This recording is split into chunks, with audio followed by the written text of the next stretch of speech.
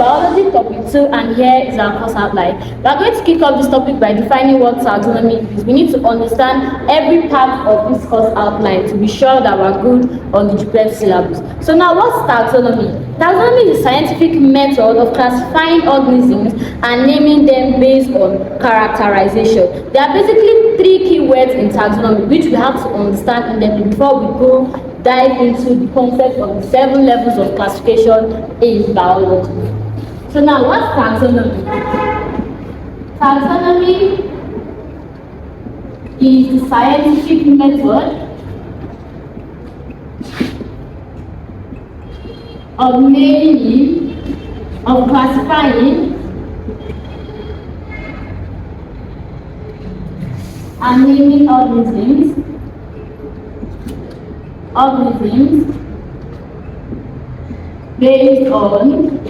based on characterization. So there are 3 key words in taxonomy which we have to understand, which are, we have naming, we have classification, and we have characterization. So taxonomy, when we talk about taxonomy, we need to understand these 3 words before we can confidently say that we understand the concept of taxonomy. We need to talk about characterization. We need to talk about classification, where we're talking about the 7 levels of classification of organisms. Classification. We need to talk about naming, where we're making use of the binomial nomenclature. Naming. So now we need to understand what characterization, classification, and naming is. So now, what's characterization? Characterization is a scientific method of identifying organisms with the use of characters, properties, and processes. Characterization is a scientific method of identifying organisms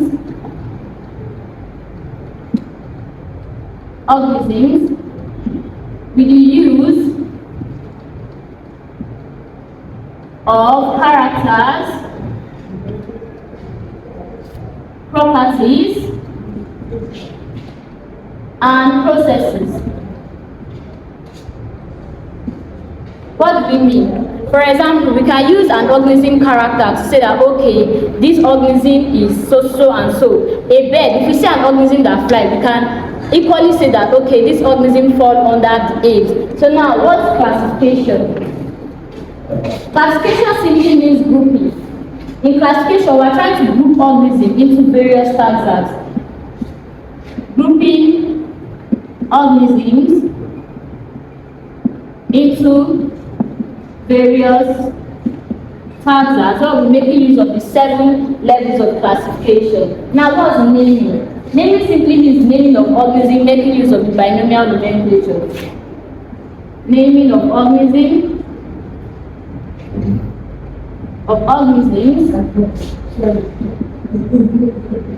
making use of binomial nomenclature.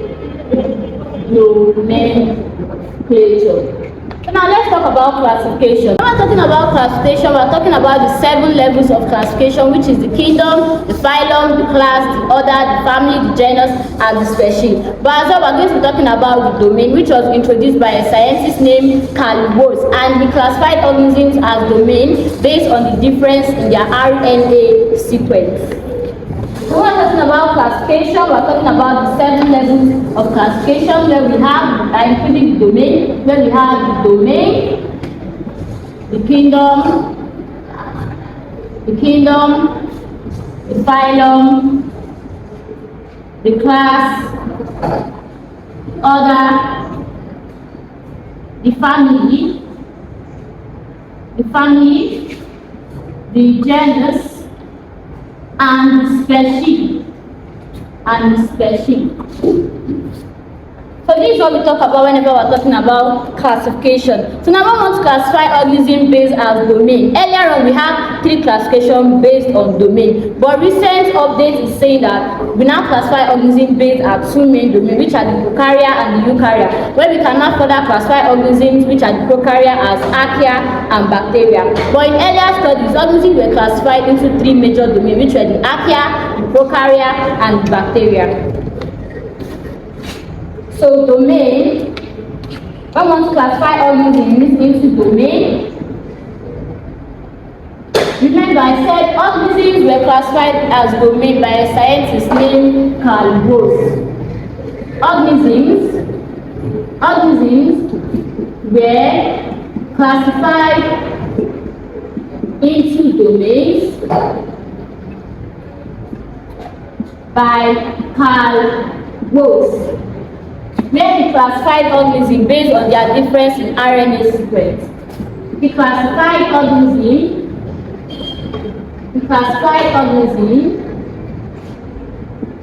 based on their difference in RNA sequence. Based on their difference in RNA sequence.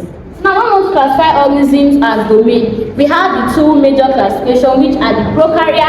The prokarya are the ones that lack a membrane-bound organelle and they lack 3 nucleus. While the eukarya are the ones that have membrane-bound organelles and they have a 2 nucleus. So we classify organisms into 2 major domains, which are, we have the prokarya and the eukaryotes. Or we can call them the prokaryotes and the eukaryotes.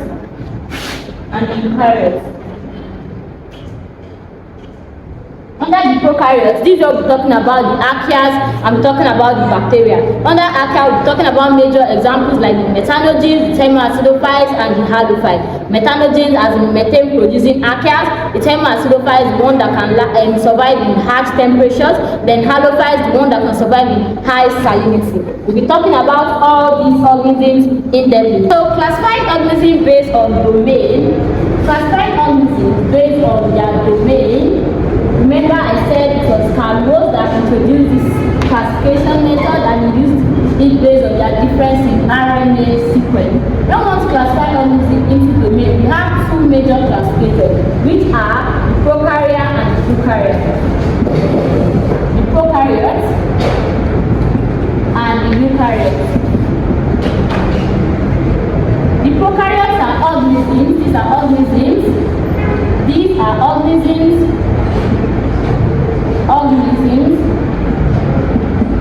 that lack a 2 nucleus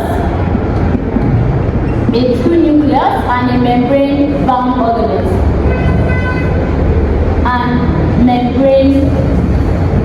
membrane-bound organelles. And when I talk about membrane-bound organelles, I'm talking about the likes of lysosome, the likes of Golgi apparatus, the likes of mitochondria, the likes of peroxisome, membrane-bound organelles.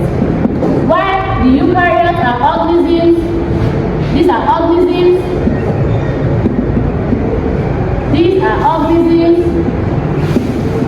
that possess a 2 nucleus and a membrane-bound organelle or membrane-bound organelles. What are membrane-bound organelles? Membrane-bound organelles are organelles that are found within the cell, within the intracellular stage. So now, what are membrane-bound organelles? We have the life of the lysosome. We can use this mnemonic LGM. That's the normal mnemonic we use to learn the membrane-bound organelles. So that's the mnemonic I'll be teaching you for this lecture to learn membrane-bound organelles. We use LGM, where the L stands for lysosome, the G stands for Golgi apparatus, the G stands for Golgi apparatus, the M stands for mitochondria, which we all know is the powerhouse of the cell.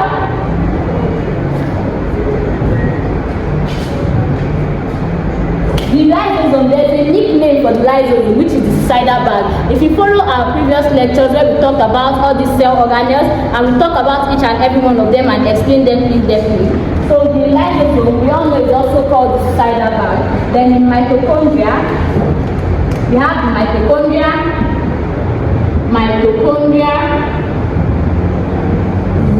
we have the peroxisome,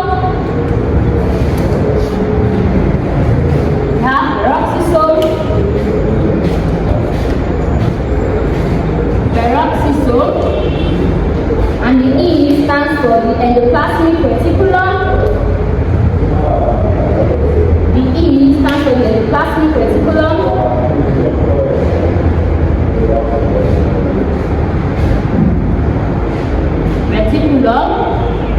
And the N stands for the nucleus. The N stands for the nucleus.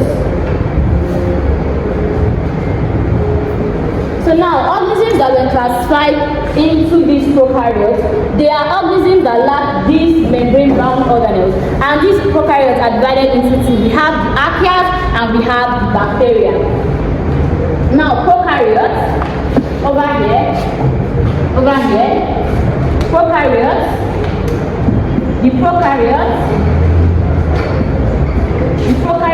prokaryotic organisms, they are divided into two types. Prokaryotes, they are divided into the archaea and they are divided into the bacteria. Now, what are the difference between the archaeas and the bacteria? These archaeas, they are said to be extinct bacteria. But now, these archaeas, they are the ones that lack a peptidoglycan cell wall, which can cause murines. And what are peptidoglycans? Peptidoglycans are modified glucose, and they are made up of NAM and NAD, which are non-acetylmuramic acid and non-acetylglucosamine. N-acetylmuramic acid and N-acetylglucosamine. So the archaeas and the bacteria. Now the archaeas, they lack a peptidoglycan cell wall.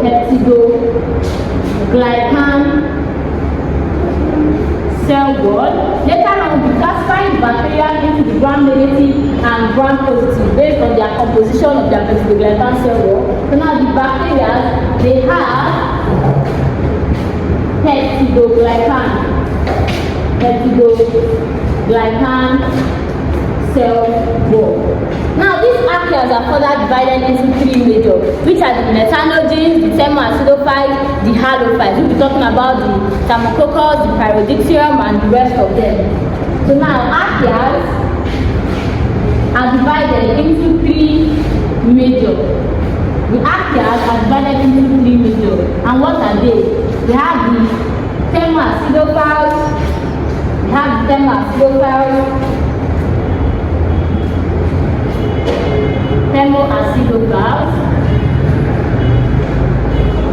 we have halophiles,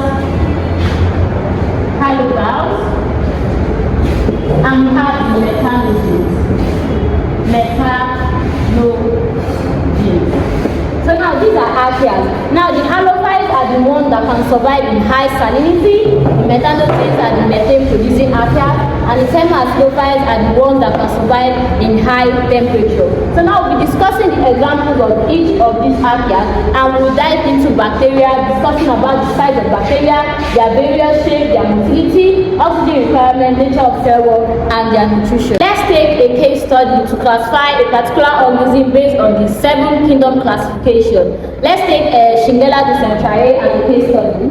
Shingella dysenteriae, which is an intestinal bacteria. Shingella dysenteriae. So when we want to classify Shingella dysenteriae, we classify it based on its domain, based on its kingdom, based on its phylum, based on its class, based on its order, based on its family, based on its genus, and based on its species. and based on the species. So if we are following what I said earlier, like I said, Shigella dysenteriae is a bacteria. And like I said, when we want to classify organisms as domain, we have two major classifications, which are the prokarya and the eukarya. And prokarya are further divided into two, which are the archaeas and the bacteria. So that means Shigella dysenteriae is from a domain called prokarya. It's a prokaryote. And it's from kingdom Monera, because of course you know that bacteria are moneran. Kingdom Monera is from phylum Probacteriae, and it's from class G, Probacteriae. Is from other Enterobacterians. And we know from this called entero, that's why Shigella dysenteriae is an intestinal bacteria. Then from the family we have Enterobacteriaceae, Bacteriaceae. Then from the genus we have Shigella, and from the species we have Dysenteriae.